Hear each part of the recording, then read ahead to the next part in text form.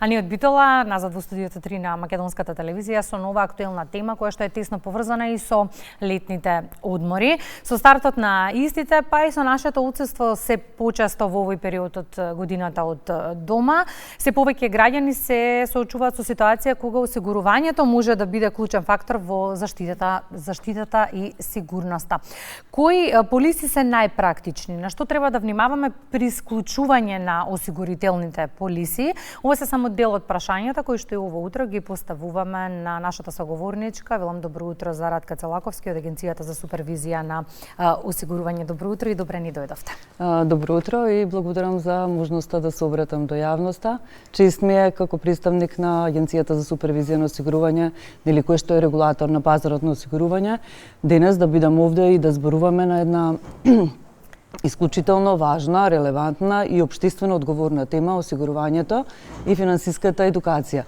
Искрено ви благодариме што во вашата емисија посветивте внимание на една вака важна тема за граѓаните и општеството во целост и вакви информативни и едукативни содржини придонесуваат кон зајакнување на јавната свест за важноста на финансиската заштита и сигурност, а вашата посветеност во обработка на темата осигурување и финансиска едукација представува значаен придонес во едукација на јавноста и поттикнување на граѓаните за носење на информирани одлуки. Токму така, нашата цел не е ништо да намитнеме, туку да информираме и да оставиме избор на гледачите. Зошто, Радка, во ова време, не време во кое што живееме, е важно и значајно осигурувањето? Да, се надевам дека ете и во оваа емисија ќе дадеме практични совети и информации како граѓаните да донесуваат информирани одлуки кога се соочуваат нели со услугата осигурување.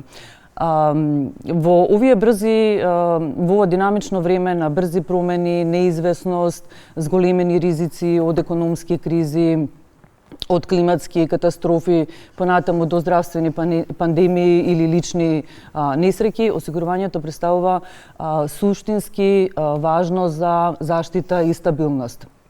Еве зошто? Затоа што возможува финансиска сигурност и заштита. Осигурувањето ни возможува компензација во кога ќе се соочиме со несакани настани како болест, поплава, кражба, незгода и така натаму. Осигурувањето исто така дава поддршка во ситуации кога имаме глобални или локални кризи. Современиот свет се соочува со, да речеме, со поплави, со пожари, со пандемии, понатаму со сајбер ризици. Осигурувањето возможува со еден интегриран пристап, системски пристап да се влие кон овие несреќи како на индивидуално ниво, така и на институционално ниво. Понатаму представува поддршка за здравјето и благосостојбата. Ако знаеме дека здравствените трошоци се повеќе растат, во тој случај здравственото осигурување представува еден пристап до квалитетно и навремена заштита на нашето здравје, без при тоа да дадеме нели големи трошоци од нашиот джеб. Понатаму осигурувањето овозможува општествена солидарност, затоа што животното и доброволното осигурување на некој начин ги ја гради солидарноста помеѓу граѓаните на начин што се споделуваат ризиците, нели се создава еден фонд кој што го користиме во ситуации кога луѓето се најранливи, најпогодени. И секако за долгорочна стабилност осигурувањето возможува преку некои видови на осигурување, како што е, например, животно осигурување со штедна компонента, овозможува, да речеме, лична заштеда, пензиска безбедност и инвестиции за иднина. И би сакала да дополнам дека исто така е поддршка на бизнисите. Овозможува нели континуитет во работењето, ги штити инвестициите и го поттикнува на некој начин предприемништвото. Колку од граѓаните го знаат и се свесни за ова? 2025-та на средината сме, некаде уште е рано за проценки во однос на оваа година и осигурувањето, но кои се податоците за 2024-та? Колку граѓани се осигурали, по основ на што најмногу? Така, значи, ете, таква е структурата на нашиот пазар, е така да преовладува, да речеме, осигурувањето во неживот сегментот. додека животното осигурување е помалку развиено. Во делот на осигурување на неживот, најпродавани се, да речеме, полисите од автомобилска одговорност. Тоа е задолжително, сите знаеме дека тоа е задолжително осигурување. Понатаму имаме продажба на имотно осигурување, здравствено осигурување, неизгода, патничко осигурување исто така. Сепак ќе кажам дека ако веќе преовладува автомобилското осигурување, тоа значи дека луѓето го купуваат затоа што тоа е задолжителна обврска, регулирано со закон, наметнато. И тука не станува збор, значи, за свесноста на луѓето, за заштита и за справување со ризици, него едноставно го купуваат затоа што мораат. Кога сме кај здравственото осигурување на пат, ова е период на летни одмори, голем дел од граѓаните патуваат. Неколку пати изминативе денови ни гостуваат, да речеме, и лекари, кои што кога спомнуваа на што треба да се внимава пред поаѓање, велат задолжително полиса, бидејќи не дај Боже ако се случи нешто на пат, многу повеќе ќе ве чини отколку доколку сте осигурани. Ајде вие да ни ги кажете конкретно бенефитите од патничкото осигурување. Да, патничкото осигурување е еден од осигурителните производи и е исклучително важно, особено преку летниот период, но и не само преку летниот период, затоа што во секојдневниот живот ние патуваме од различни причини, така дали поради работа, посета на роднини, одмор, заради здравствени причини и така натаму. Патничкото осигурување всушност представува наша финансиска поддршка кога сме на пат во странство.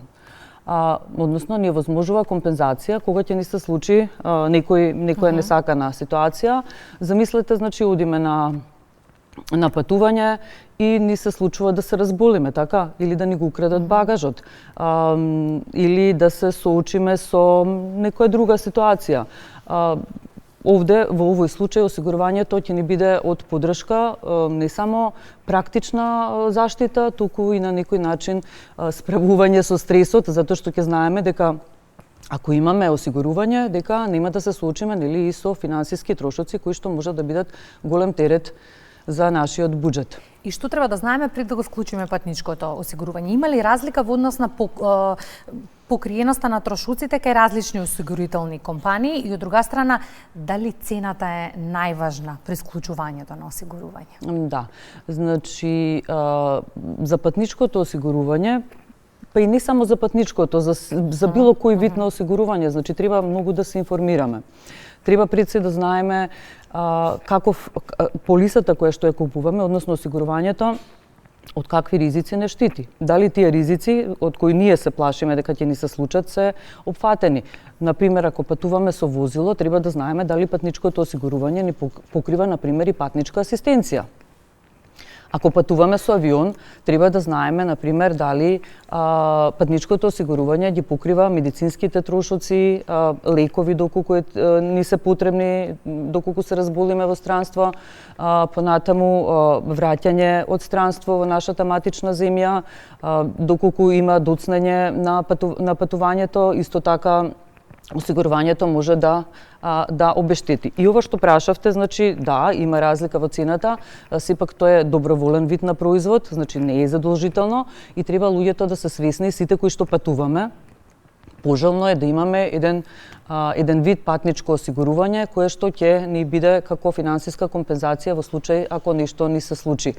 Цената е различна и зависи од повеќе критериуми, значи во зависност од дестинацијата каде патуваме, време траењето на патувањето, понатаму возраста, па дури и возраста на патникот. Секој пат граѓаните треба да ги споредуваат. Значи, полисите кои што ги нудат друштвата за осигурување, треба да ја читаат полисата, значи што покрива таа полиса. Треба многу да прашуваат. Ги охрабрувам, значи не треба да се плашат да прашуваат, треба да се информираат дали во друштвото за осигурување од каде што ја купуваат полисата за осигурување. Секако и ние како регулатор сме секој пат на располагање, достапни на телефон и на имейл, така да може да прашуваат доколку има одредени нејасноти. Во еден сегмент од одговорот споменавте возраста на граѓаните. Што велат податоците од година во година во однос на патничкото осигурување? Кој повеќе се осигурува, помладите или повозрастните? Значи, во моментов немам податок според возраста на патниците, мислам како На која категорија на граѓани се некако поодговорни во однос на тој сегмент?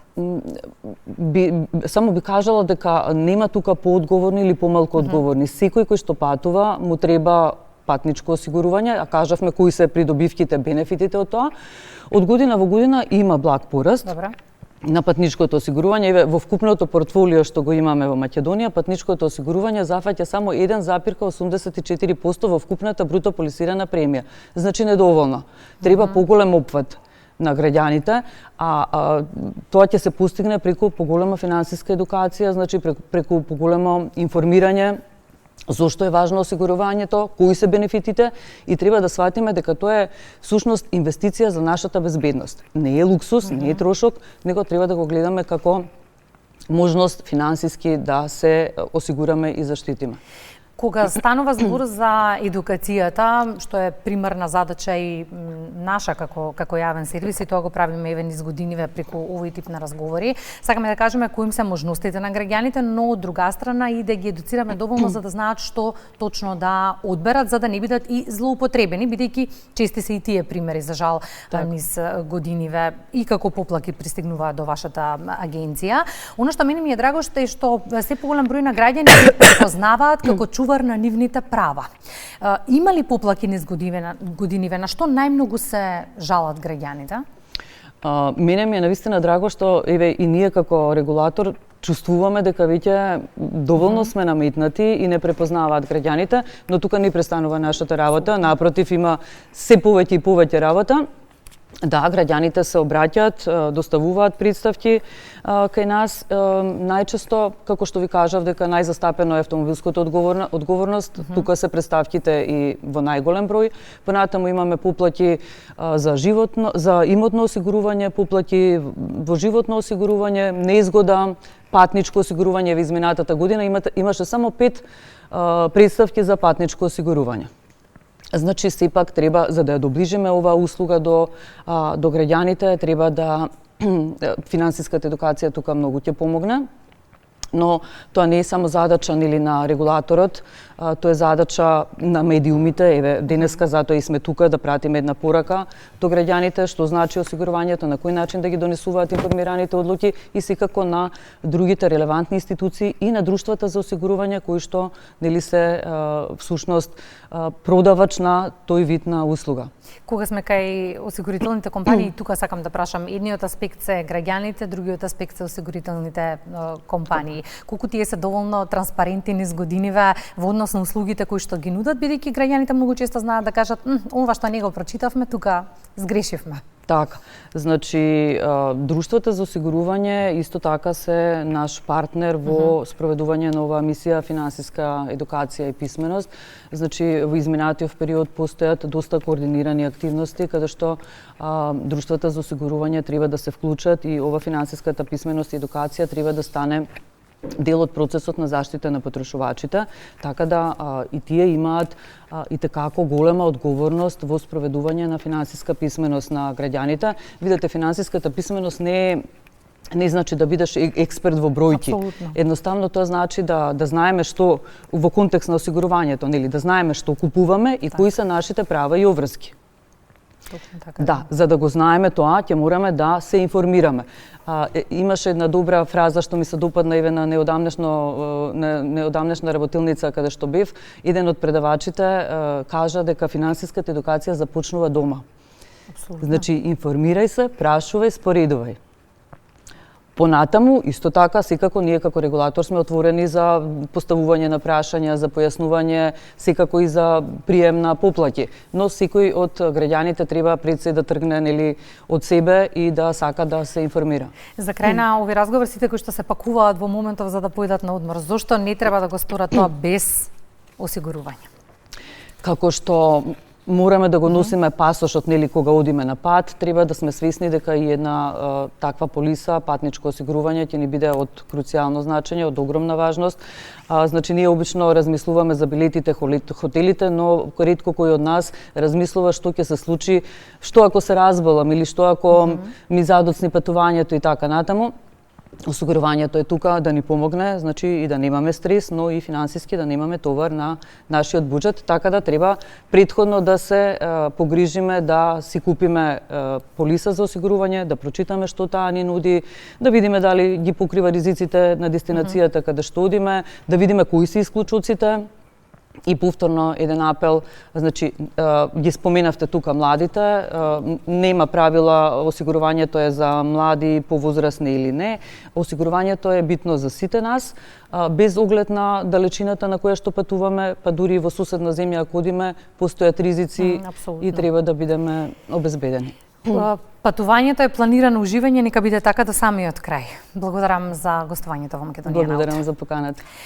Музичка номера или дел од програмската понуда по избор на режијата, веднаш потоа и најновите вести.